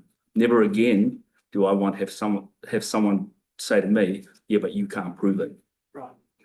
Grace, in terms of the transition. Kia ora, Dave. So working closely with the Social Investment Agency has been a focus since the Social Investment Agency was created last year, actually. And we've worked really closely around the requirements of what does social investment mean to ensure that Whānau Ora is really closely aligned. To the Minister's point, we want to make sure that there is a strong relationship there, knowing though that Whānau Ora has its own characteristics and it has its own whakapapa, and we want to make sure that we preserve that. It's an and it's not a, there isn't a conflict there. In terms of transition, we've been working closely with our other central agency colleagues and including Social Investment Agency to ensure that the transition goes smoothly. We know it's happening at pace. We know that 1 July is coming upon us very quickly, but Social Investment have been with us every step of the way to ensure that the work that we are doing actually is in line with what their approach is and it complements their work program as well. Yeah, just to gain a little bit more depth of understanding and interesting use of the term hostile takeover, Minister. I think the complementary visioning of it is quite useful. And I just want to dig a little bit deeper into the how you will preserve that unique whakapapa and culture of Whānau Ora in that complementary relationship with the social investment approach. You've described it, and I think it sounds great, but I just want to understand if there are plans that are in place or what the specific details of that are, if you have any to share with us. This was a key focus of the procurement process, that we didn't want to go out to procure new commissioning services just by any entity that could commission well. We're really conscious of the populations and communities that we're trying to serve. We're conscious of the reach being about trust and particularly mistrust often of the public service. And so we wanted to make sure that the commissioning agencies that we were going to award contracts to would be able to continue with that characterisation of being able to be trusted by the community, being able to have that reach as well. So when we were going through and doing the evaluation, we were looking at a number of different components that would ensure that we were keeping that whakapapa, keeping those characteristics at front of mind. Cool. So building on that trust is. Yeah. Yeah, and the 7 Whānau Ora outcomes, they are preserved in this kaupapa as well. Let's not think for any reason why we're going to remove those from the arrangements or from the aspiration of Whānau Ora. They are very top of mind. We do have targets and priorities as a government, and some people don't like that. We have targets and priorities. Emergency housing is a target. Everyone knows it, and I can talk to the cows come home about how I'm determined to get kids out of hotels. Ditto, I think that the expectation around evidencing outcomes as a result of the mahi by Whānau Ora providers and navigators is now incumbent upon the commission agencies to make sure that those are achieved. And what I see is a lot of mahitahi at the outset across the commission agencies to make sure that there is a solid, cohesive reporting system, for want of a better term, IT system, across all the agencies, so we don't have 4 or 5 different startup IT ideas around the collection and analysis of data. I think that's a good thing. I also think that, and acknowledge the important and massive mahi that's gone on for the 10, 20 years prior to this point in time. Thank you. Are you going to start from Greg? Well, actually, it's become a comment now because Grace has actually answered the question so well. Dave, I was going to ask for more detail in terms of how the IDI was going to inform this, but yeah, what I'll just say is thank you very much for the shift. The first time you came before this committee, you spoke about that exact desire to want to be able to measure, and clearly the changes that you've made in this recent few months have set you up brilliantly for that. So thank you. Kenny. Thank you, Mr. Chair. My question is direct to the transition and the workforce. My initial read after the announcement made for the transition into the new commissioning agency, South Island, has seen a slash of almost 1/3 of the Whānau Ora navigators available in the South Island not transitioning into the new provider. So my question there specifically is about that particular workforce and how we might be able to, because I accept that the budget in terms of the entirety of the Whānau Ora budget hasn't changed, but we've got a workforce there that is the number one connector to our whānau to provide the service that we're looking for. And the second part to that question is about equity and the equity of pay. There was a big issue with respect to navigators and those who work in this particular sector around fair, equitable pay. And I wonder if in the procurement that was procurement process that was executed by Te Puni Whūpiri in the negotiations for new commissioning agencies, whether or not pay equity was a consideration. Grace, did you want to answer that? I can, but maybe you do. Yeah, I can jump in on both of those issues with the Lunch Minister. So on the first question regarding Region 3, which is Te Waipounamu. So under the procurement, we took the existing budget and we allocated 700 navigators out of that. So just to give you some context, the current contracts for Whānau Ora do not have a service design aspect in terms of how many navigators should be employed or where specifically they should go. So we don't have a distribution model that clearly articulates how and where resources should be allocated. So when we went to market, there were a number of things that we had learned over the past 10 years that we wanted to address. Some of those things are things that we wanted to do better, and some of them were things that had gone well, but we could do better still.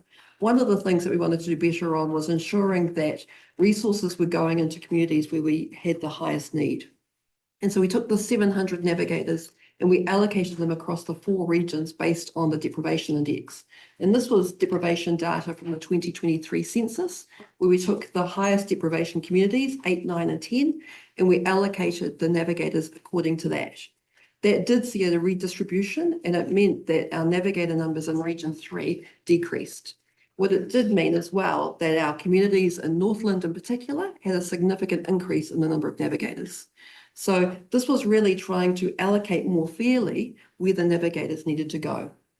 I acknowledge that in Te Waipounamu, it does mean that we've had a number that is a decrease. However, just to be clear, there is no contracted number of navigators under the current contract. And we are aware that a number of our commissioning agencies were employing navigators through other contracts as well. So if you had a number of navigators, we're not sure necessarily if all of those navigators are through the commissioning contract. On the second issue around the pay equity one of the 5 shifts that Dave mentioned earlier was about workforce development. We know that the people who do the heaviest lifting in Whānau Ora are those at the front line. We know that those who are actually working with whānau, who are dealing with really difficult issues day in, day out. Currently, a number of those people are on short-term contracts. They are on quite low pay rates. They have job insecurity. They don't necessarily have good professional development. They don't necessarily have good professional supervision to deal with some of the issues that they are dealing with. So we did make it one of the key components of the RFP that the incoming commissioning agencies, whoever they may be, would need to have a workforce development plan that identified all of those issues and had a plan to address them. We know that to get the shifts that Whānau Ora is really capable of, we're going to need to have a workforce that is capable and able to do that heavy lifting. And so that is a key focus that we have pushed through into our 4 new commissioning agencies, and they have subsequently rolled out into their service provider contracts as well. I think Remuneration.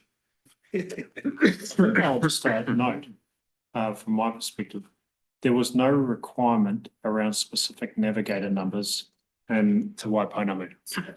And now there is a very clear requirement around navigator numbers, and that may have had an impact, but you understand the rationale around the deprivation index and the assessment across the country. And now we're really clear about the expectation around navigator numbers throughout the country, including into Waipouna. The second thing is that me, and this is not to reinforce Matua Willie's earlier prejudicial comments about being an iwi-based person, but I am pleased that iwi entities have put up their hands because they do bring a different dimension. It's not better or worse, it's just a different dimension. They have engagement with their rūnaka down the South Island and engagement with other whakapapa-based kaupapa that are that have been curated, oriented, and that's where it ultimately landed. It's not to run down the urban organisations, but I'm pleased that iwi entities put their hand up, and others did too, but were unsuccessful in the commissioning procurement process. But it does allow for some, I call it synchronised engagement between the iwi organisations and the delivery of better public services by way of the Whānau Ora appropriation. The final comment that I'd make is, and not to criticise Grace's comments, is that I do think that the workforce kaimahi across providers and navigators have got huge commitment around improving the health and wellbeing of whānau. The arrangements for the navigators are variable across organisations. Some very, very good, and some, okay, how can we help support them a bit better? And having some expectations through the procurement process, I think ultimately will improve their situation. Minister, you mentioned the whakapapa of the kaupapa here and Dame Tari. It was all aspiration focused and built on whakapapa of aspiration. I simply only want to express on the record my concern that we continue to use simply the deprivation index in order to provide aspiration for our people. Yes, I think that's a genuine concern, but I don't think it's ultimately the sole driver or even the main driver. And there is some flexibility in the commissioning agencies to determine where to best engage providers and navigators. That doesn't necessarily sit absolutely consistently with the deprivation index. I think where your observations may be coming from, and certainly I'm in the space too, is that thriving whānau does not depend on deprivation. Thriving whānau actually depends on helping defend the pa, but also realise the immense individual and collective potential that our whānau and our marae and we have. So whilst we do sit in a multi-decade context of closing the gaps and inequities and inequalities, what we have seen, and you only have to look at, for example, our entertainers like Alien Weaponry and 660 to know that actually there's huge potential in our whānau that does not depend on something that is reported as deprivation in the stats. It's not, but we do, and we have used that. What I'd love to see, of course, is an absolute gearing and movement towards that notion of potential as the driver rather than deprivation as the driver. And there's a lot of work that we have to do in that. And sometimes we do that through the Māori Development Fund, separate appropriation. But we look at that and we use that example that we used before. Open Star, yeah, it's a deprivation of energy, but man, that has huge, huge potential to really electrify the whole country. Okay, Mr. Willie. Just in terms of, I've got just a couple of comments, I've got about 3 or 4 questions that I want to put to you. And I hear what you're saying in terms of iwi. Whānau Ora kaupapa was built on the streets of the cities, wasn't built by iwi. And everyone knows that. It was the hard yards done by our urban organisations off the smell of an oily rag. Tariana always conceded that, and she always supported that. Her aspiration, her moimoia was for iwi to take it up, but not take everything. And there is always a bit of a worry, Minister, because iwi do have a lot of putia in terms of their backing. They already have a lot there. So getting that balance right is incredibly important. But it's good to remember the original fight for Whānau Ora. I want to know about the consultation process, Minister, given how controversial this kaupapa was. Did you consult with the Whānau Ora commissioning agencies before this? And was there a move, whether it's you or TPK, was there a strategy in terms of knowing how controversial this was? As I said, we talked about what New Zealand First has said, and I accept your answer today. But we also know how controversial this was. Was there a process that was engaged by TPK in terms of working with the Whānau Ora Commissioning Agency? They have said, they've said to me that there was none, that they were not given reasons. I want to hear from you, Dave. Was there clear reasons given to them in terms of why they missed out on the contract? Because given, as Tash said over here, the big conference last week, we spoke at it, I spoke at it, hundreds and hundreds of Māori at the conference. A lot of dissatisfaction, as you wouldn't be surprised, with the government and with TPK, Dave, in terms of the process that has been engaged in. No real criticism of the commissioning, the new commissioning agencies, but criticism of TPK in terms of the process. So what have we done in terms of allaying fears in terms of our communities, that they're just being rolled over here, that they're just being used? They see that they've been dealt to politically. So I'd like to know what the process was. I also want to know, in terms of you, Minister, with Whānau Ora funding, are we absolutely prioritising Māori providers? Another big question that was brought up at the conference. Is this funding going to go to mainstream providers? And the reality is that in terms of equity, people don't see it as equity anyway. As you well know, or should know, when Tariana Turia brought this policy in, her dream was that it be a $1 billion a year, you know the state, a $1 billion a year kaupapa, even though we got it to 180 million or whatever it is. The dream wasn't for to be a $1 billion a year kaupapa, which would give some equity in terms of Māori. So what's the plan with regards to that, Minister? Is that an aspiration?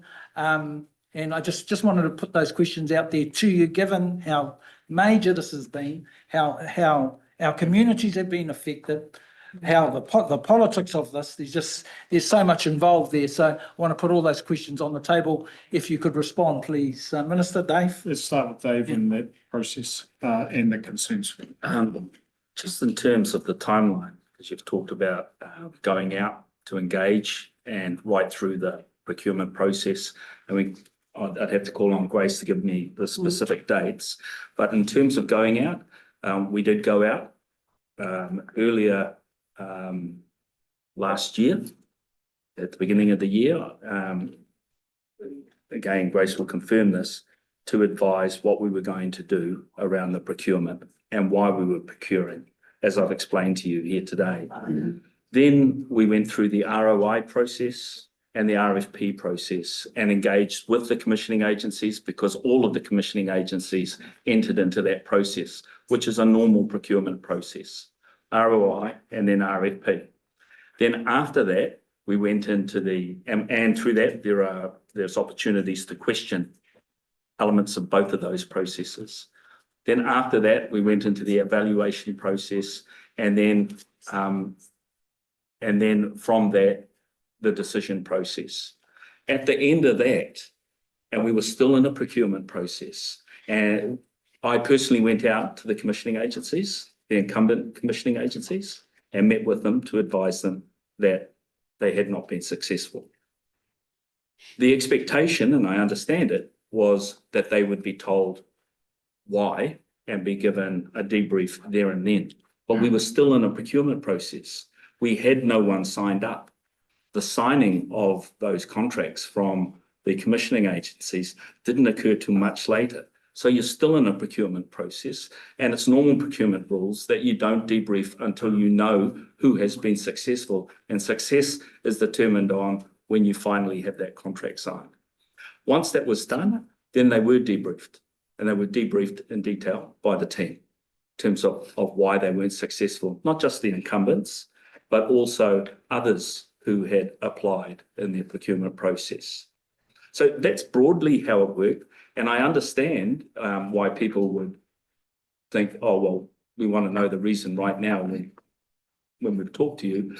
But it's not outside the bounds that the people who came first may not have been the people that we had a contract with at the end of the procurement process. So we had to keep that open. That's normal. But Grace, on the timings, it was the beginning of 2024? In December 2023, Dave and I met with Te Poumatakana to inform them that we would like to do a 1-year extension because the contract was ending in June 2024. And we wanted to do a 1-year extension because we wanted to go out into an open procurement process. So that was the first notification in December 2023. We then in January met with Pacifica Futures and Te Poumatakana and had the same conversation about the 1-year extension. And both of those, as well as Te Poumatakana, so for the three of them, they all signed up to that 1-year extension in service of a procurement process. After that, we then met with them face to face a number of times to talk about the upcoming procurement process. And we did have some of them. So Pacifica Futures went out into the media and did say, we're really keen on the procurement process, we're open to it, and we're really looking forward to the opportunity to have that retested. So it wasn't a surprise, and it was something that we were very open with in terms of our engagement. I think just to make some observations, because again, I think some of the questions were directed to me. One of the observations around the urban authorities at the outset absolutely acknowledge that. But I also think that we have a different dynamic and a different set of capabilities. Overlapping in some areas, different in others. The second thing is that I'm absolutely committed to not only the longevity of the Whānau Ora kaupapa, but also the endurance of the Whānau Ora kaupapa, and certainly do not want it to be exposed to the demographic makeup of Parliament, because ultimately the kaupapa is bigger than any of us in this room or this precinct, and making sure that it is credible, effective, and enduring is very important to me. The final thing, and I think you mentioned dollars billion. Dave, did you mention 8 billion before? Yeah, 8 billion in the social services. So let's get some careful of using relativity. Might get caught up with some of those iwi. But let's look it up. If it's 8 billion per annum, and we just did it on population, 20%, 1.6 billion. We did it on deprivation, 2 to 3 billion. So I think that our aspiration around funding ultimately is very, very important. If you did it on credible delivery on the ground, that number again is different. And I think we just get some, for me, not necessarily for you guys, but for me to get a grip on the relativity and the success of the delivery of public services across government over years, I think has been very, very mixed. Whānau Ora has had some very good results, and having an improved evidence base, in my view, positions it better to be a commissioning candidate or a source of commissioning for a whole range of appropriations, and not just the Whānau Ora appropriation, which ultimately is a very, very small appropriation across a range of spending. In the event that we're able to do this well, and continue on the good foundation that's been built, I'd certainly be advocating, as I'm sure everyone around this table would be, that more of the commissioning spend that's committed across government over multiple years and budgets should go through the Whānau Ora commissioning with an improved evidence base and some of these other additional matters, When we talk about getting to people in need, Whānau Ora's geared to that. If I could just add, the other side to this is our other role, monitoring. Right. Because what do you think we will see when we monitor? Mm. And what is the solution to that? And the minister has just described one of the solutions. Mr. Chair, can I just have a response on that mainstream question I asked though? Because one of the fears of Māori providers is that mainstream providers will just use them. You know, they'll put the tono up. Yeah, they're going to brown clad it. Yeah. I'll put it to you straight. We'll brown clad the provision Sure. and make out that we know everything about That's Māori. right. So And I don't think that gives genuine effect to what we describe as rangatiratanga, but credible engagement with the actual whakapapa based outcomes that Whānau Ora was based on. And I don't think any brown cladding that you can conjure up or speculate around is ultimately geared around those things, which for me continue to remain a unique and distinctive foundational aspect and evolving aspect, but continuing aspect of Whānau Ora. You take away those foundations, what's the difference between that and other government agencies? Not a lot. And I don't think that the Whānau Ora providers and navigators actually trying to be the best Pākehā agencies or providers they can be. And I don't think we should ever subscribe to that. There's actually an obligation and a responsibility that we have, and we can fuck up all the way back to the treaty if we want to about that, that there are some distinct and I would say advantageous elements of the Whānau Ora outcomes and where we bring that cultural foundation, not an overlay foundation. No. But, yeah. Did you have a sub? It was just a sub, Just a when sub quick. if you don't mind, when we're talking about you were saying, Minister evidence base and also monitoring, Mr. Samuels. So I'm interested, with respect to sufficiently tracking the impact of Whānau Ora, how are we planning to monitor data collection for that means, for that end rather, to the impact of Whānau Ora? It's always the impact that we come from. So the data requirements are linked to the IDI and the spine of the IDI and being able to point to the outcomes that are achieved. And there are various stages, because we're working with Stats New Zealand on that. There are various stages where there are data drops throughout the year. I think there's 3 per year. And then how you are actually able to prove attribution between that and the administrative data that we get from the bottom up, from the navigators right through to the commissioning agencies and the investment committees and the IDI data. So it's not just the hard data, it's also administrative data. Does that answer it? Because there's more detail if you like. Yeah, and so we're confident that that's going to be showing us like sufficiently tracking the impact of Whānau Ora. Yeah, that's part of the procurement process. That is one of the shifts, which the aim here, and thank you, Greg, the aim here was to get in front of this, to put Whānau Ora in front of this. It will take some time, just in terms of showing impact. So we'll put it into the IDI, but it is a longer game that we are playing with Whānau Ora in terms of being able to show that. Yeah. Amy, did you want to say something? Yeah, the other thing that we'll be able to see as well is the progression of whānau against the Whānau Ora outcomes. So we'll be able to see cohorts of progression across the kind of framework that we're using to measure outcomes, and that will come to us within 6 months of the new commissioning agencies. Okay, looking at the time, this might be the last question we have, but Penny, we'll see how we go. Better make it a long one. Thank you, Mr. Chair. Look, for fear of speaking of Whānau Ora in isolation, and I respect that within Vote Māori Development, it tends to kind of sit on its own. My question to you, Minister, has 2 prongs to it. The first one is, where in Vote Māori Development do we see the kind of horizontal approach that we speak of when we consider Whānau Ora? We know you have a responsibility for Māori housing and all these other things that contribute to Whānau Ora. That's the first prong. The second prong is how you make sure that there is the horizontal kind of funding access and workability from Whānau Ora across the other agencies that we've heard as part of the role of TPK. Yeah.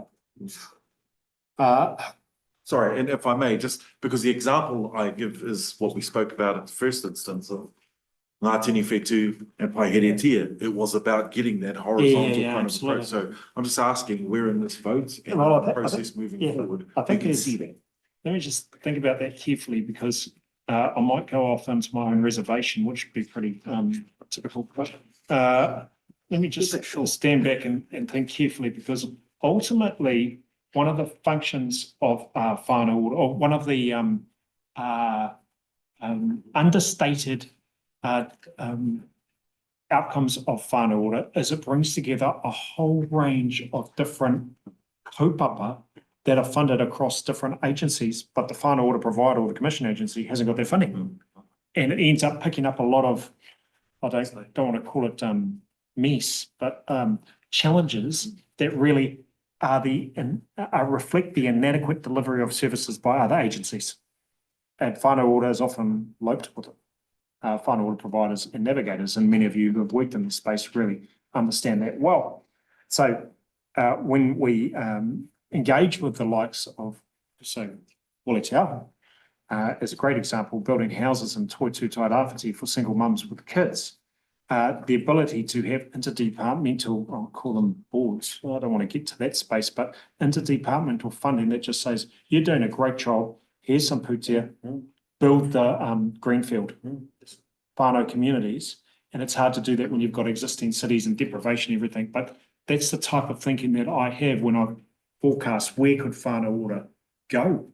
And if that's the greenfield or the resurrected brownfield of basically hubbing a whole range of social spending through the one commissioning agency to enable whānau across a variety of aspects, health and education, getting kids to school, housing, building a new house or repairing the house, yada, yada, yada.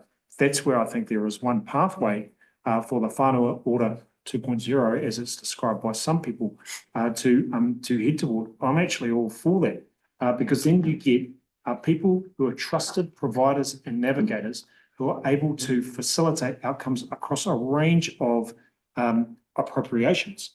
Now, one view, I suppose, is that government gets in the way and is a big expense centre and margin taker around the delivery of public services. And I think that's a legitimate view that some hold. If we can get a bit more closer to the action and a very efficient responsibility or very efficient use of taxpayers' money by government to enable that locally centred whānau-led solution through providers via the commission agency, hallelujah, I'm all for that. So I don't just stop at the Paiheretia model or the ACC Ngātini Whetū model, but I look across a whole range of government initiatives and say, you know, especially housing, because that is such an important part of someone's life to have a roof over their heads. I say, actually, what we've seen with the iwi prototypes as an example, Whānau Ora, you know, they're not just about housing. They're actually about whānau savings and investment and getting people's lives in order. Actually, that's okay. That's something that I think that we can buddy up with or tautoko in order to get quite a broader vista of not just government targets and priorities, but actually whānau targets and priorities by way of their whānau plans to fruition. If we just attack it on the basis of the Whānau Ora appropriation and one or two government targets, I don't think we'll win the game. And again, you have 5 cars down the driveway. If that one car is Whānau Ora, recharged, Mark II, cool. Dave. I'll leave it with you. Cool. Great. No. 80, Data Jedi. How about we just use this last small moment here for the last question, a quick question. Yes, thank you. Tēnā koe. I have to say that around this table, I'm probably the only person that has frontline experience in Whānau Ora. I was the CEO of 2 Māori organisations as part of the Whānau Ora commissioning agency over my years working in Māori provider land. And I have to say, your responses don't make sense to me. Oh, and they don't make sense to me because you talk about data, you talk about navigation, reporting up and meeting these outcomes when we already had a commissioning agency that did that. And there's evidence for days to prove that. So your responses don't make sense to me, because on the ground, we worked very, very hard in delivering Whānau Ora outcomes for our whānau. And we did that in a very collective way across the Whānau Ora Commissioning Agency and in Tamaki Makaurau, especially in Te Paeherenga o Tamaki. And I need to thank the Honourable Penny Henare and the Honourable Willie Jackson for their mahi and dedication to Whānau Ora, because they were part of the drive of Māori providers excelling in delivering services, delivering outcomes for Māori, for our people. So it just doesn't make sense to me that you end a very credible commissioning agency, set up a new agent, Whānau Ora commissioning agencies, who are contracting the very same providers. Now, that doesn't make sense, why you end something and get a new one, but you're using the same Māori providers. Can I tell you, the kōrero at the Whānau Ora conference we had last week, a lot of them are like, what the hell? We don't know what's happening. We've been put under these new commissioning agencies, but the new commissioning agencies have no idea what to do. They're coming to ask providers how to set up a contract. What services do they want to deliver? They're asking providers how they're going to report. Yet we already had an existing reporting process. If there was a problem with the current commissioning agency and what they could deliver, and you've got these new outcomes that you want to have reported on, why didn't you just have a conversation and say we need to extend the reporting of outcomes that we want delivered? It is a waste of time and energy from our people and from our providers. And they are, they feel like there's a click in the face. To be as polite as I can. There wasn't much of a frame, but I think there should be a right of reply. There's a statement being said. Response to that. So okay, we'll leave it there. Okay, so I don't think there was a question. there wasn't a question. I just know whether you wanted to actually make it, there was a statement, whether you want to close off and close the session. You happy, Minister? Dave, did you have any comments? Did you want me to comment on the statement? Yeah, absolutely. Look, in terms of the outcomes, they're the same outcomes. They're just being measured. And if you want, the question was raised here, right at the beginning, it was $1 billion that was identified.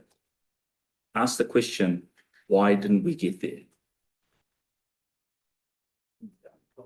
Well, we can carry on if you like. We're going to do that. I think there's 3,500 in the account. We'll open it tomorrow. Well, I thought that was a wonderful way to finish, Tash. Well done. Apart from I was the CEO before you were, just like. I'd like just to acknowledge before we finish, particularly acknowledge Tasha's lived experience in running those organisations and Matua Willie. I really appreciate the opportunity to present on Māori Development and the Whānau Ora portfolios. Been some hard questions and sometimes there's been some pretty strong comments. Acknowledge Dave and the team and also the Kaimahi and the chair for supporting the meeting and scaffolding the meeting. As you know, happy to receive WPQs and OPQs as well. Just in response, it's you can't think of a better adage than common goals, different roles. We were a committee here to do a particular task. And Minister, you have a role as well as Dave and your kaimahi itself. And I do believe we're all wanting very similar goals. It's just the pathway of actually getting there may be at times different, et cetera, et cetera. So I also want to thank you for the engagement we've had. I think it's been a learned experience. We are better off for this occasion itself. And I do thank you all for coming along and spending a considerable amount of time today on some very important kaupapa. Kia ora. Kia ora tātou. Kia ora. Hard to get a bloody question and. Hard to believe, Willie. Dave,